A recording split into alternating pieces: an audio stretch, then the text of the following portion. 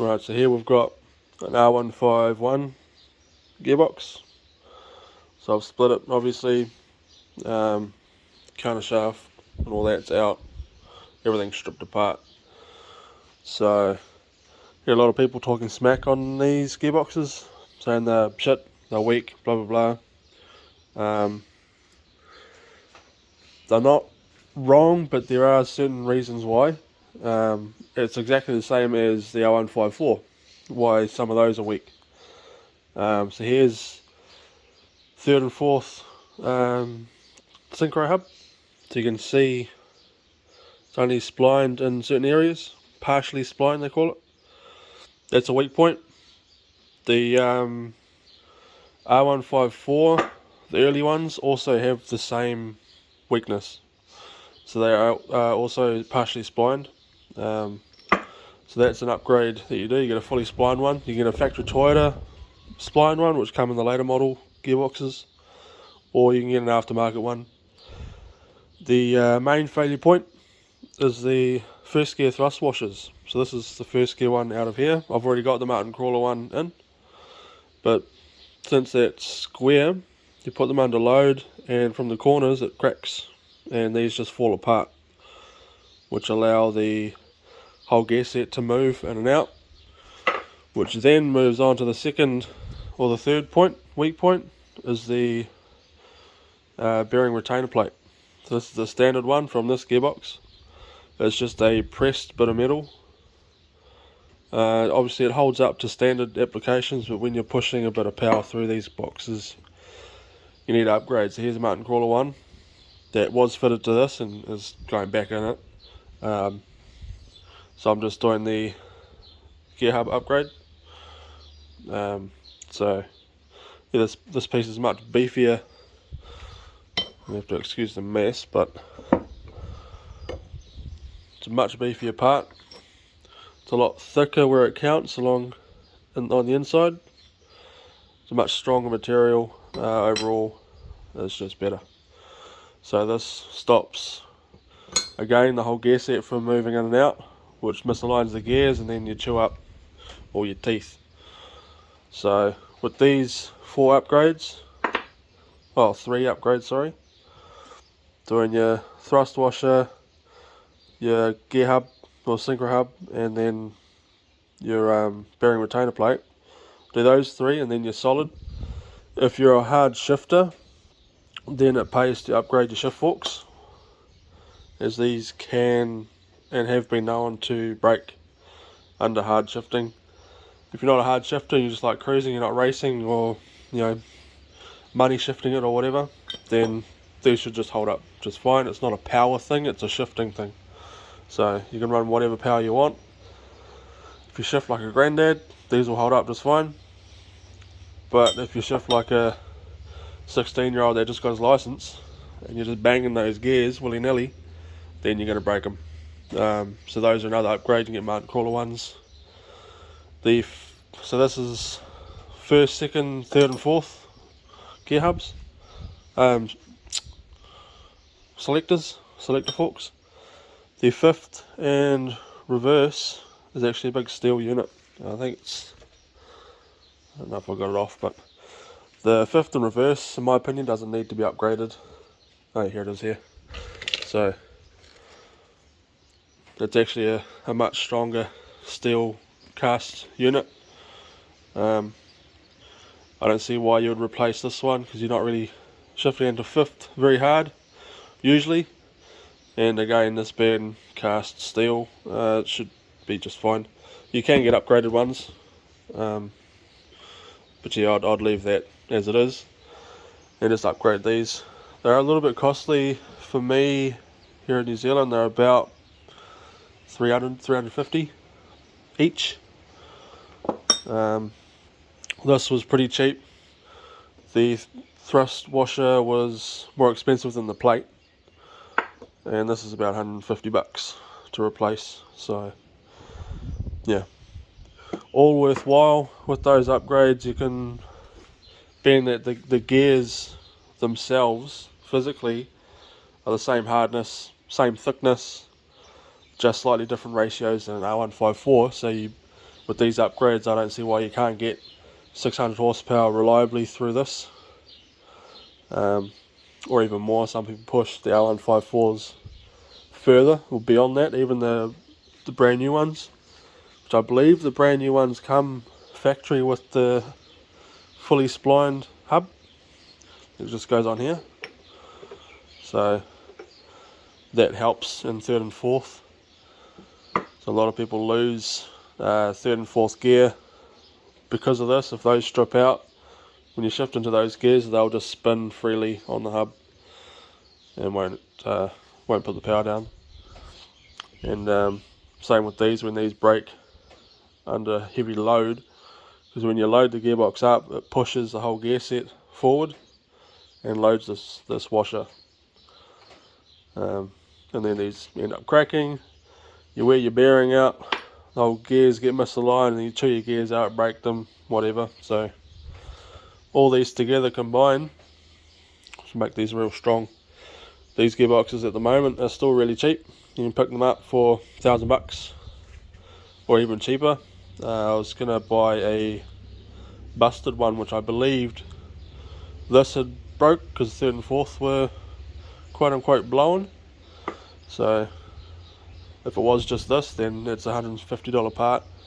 Replace that, and then there's a $1,000 gearbox right there. But unfortunately, I missed out on that deal. It's all good. I've already got one, but having a backup would be cool. So with this Uniclutch over here on the shelf, oh, heavy bastard. So with this, I'm going to test this out. It's already been in the car, so this was already in here running. Engine's up there. Unfortunately, I cracked the piston.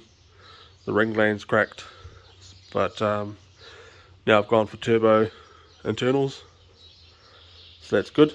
Got new bearings and rings, so that's all good to go. So this is rated for up to, or recommended for 610 Newton meters and up to 875 max transferable. So I'm going to give this a good test out on the dyno. So there's no reason why I shouldn't get 400 horsepower, between 400 and 500, depending on how far we can push my little turbo. That'll be the limiting factor for me at the moment anyway. Yeah, between this Uniclutch and the R151, I haven't talked to anyone or seen anything online that these two combos have been tested, so I'm pretty keen to get these out there or in the car and on the dyno and see how they hold up. Not just on the dyno, but in real life. I've driven this clutch maybe 300 k's just around the neighbourhood before I pulled it all out again. It's a fantastic clutch, very light to use, easy to use. Like, it's probably a little bit lighter than a factory clutch, and it just bolts onto the flywheel. It's all integrated, so yeah, there's plenty of videos about these. If you really wanted to know a lot about them, just search Uniclutch, and yeah, do your own research. But they're pretty good, decent price, really good price actually. And yeah, longevity will be a question, so I'm keen to see how long these last at close to their maximum rated capacity. But yeah, I just thought I'd do a quick little video about these Hilux gearboxes, the R151s and the R150s. So with these three main upgrades, there's no reason why these can't last with decent power. And again, if you're shifting the shit out of it, smashing into gear, then just replace these with the upgraded units. Peace of mind saves you having, they're easy to swap out, but the less you have to pull your gearbox out of your car, the better really. So I'm not sure if I'll switch these out. I probably should. So it's just going to take a little bit to save up for that at the moment, because I've been buying other parts. We've got other projects going on, other cars to look after and whatnot. So yeah, a quick little video. Just thought I'd explain a little bit from what I've learnt from what I understand about these gearboxes. A lot of misunderstood information, I guess. But yeah, very similar to the R154s, just different ratios. All interchangeable, so this is for an R154. The upgraded ones are for all R series, from what I've gathered. And same with these. So all the R series all got interchangeable bits.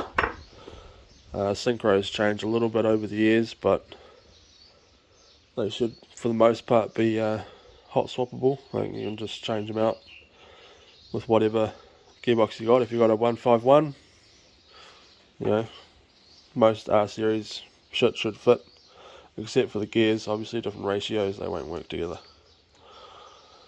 But yeah, just a quick little vid about that. If you have any comments, questions, whatever, just chuck them down. If you disagree, whatever, chuck it down, comment, and yeah, let me know your thoughts. But I think these are a misunderstood gearbox, and this type of box comes in a lot of cars, a lot of utes. So the Mitsubishi Tritons came with them, the two-wheel drives, different tail housing, bell housing bolts up, internals are the same. And I believe the Great Wall actually has the 6-speed version of this gearbox with those utes, which is very interesting.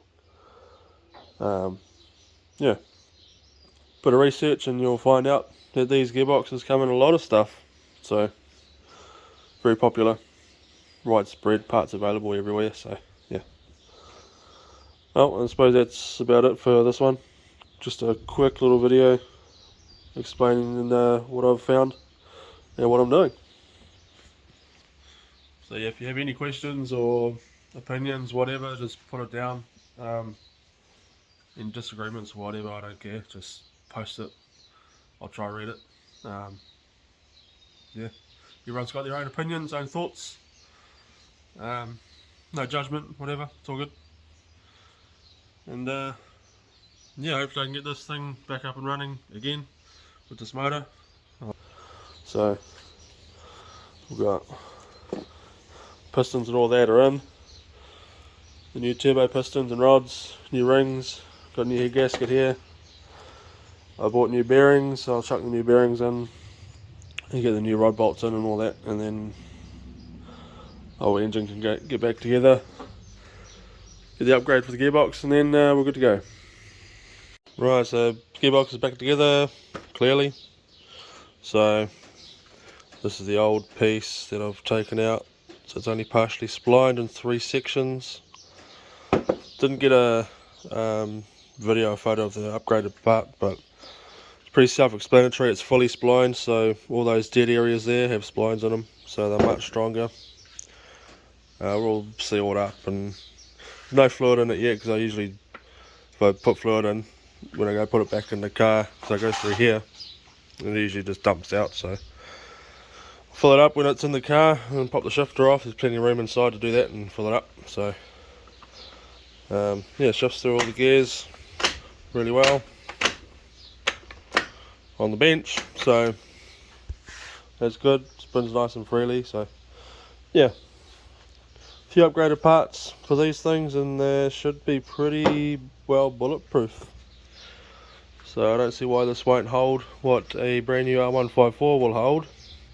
People are running 600 to 700 horsepower on those things, so I won't be going anywhere near that in this. Target's 400, as I've said plenty of times before, but yeah, this should keep me out of gearbox trouble anyway, upgrading these parts.